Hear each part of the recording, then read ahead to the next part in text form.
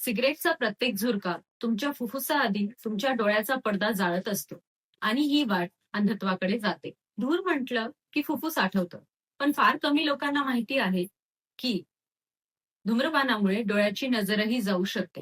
कारण तंबाखूतल्या त्या धुरामुळे डोळ्यांच्या ज्या नसा असतात त्या कॉन्स्ट्रिक्ट होतात. डोळ्याची नजर कमी होऊ शकते.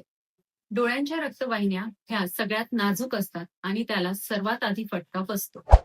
डोळ्याला ऑक्सिजन आणि रक्त दोन्हीही कमी पडतं. याचा एक गंभीर परिणाम म्हणजे मॅक्युलर इडिमा.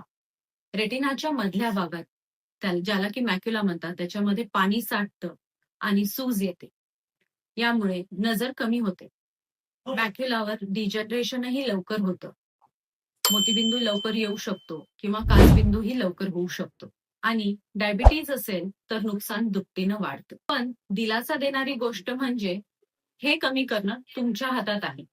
जर तुम्ही सिगरेट सोडली तर काही दिवसातच डोळ्यांच्या रक्तवाहिन्यावरचा ताण कमी होतो आणि पुढचं होणारं जे नुकसान आहे ते कमी होतं. म्हणजे आज सोडली तर आजपासून उरलेली नजर वाचायला सुरुवात.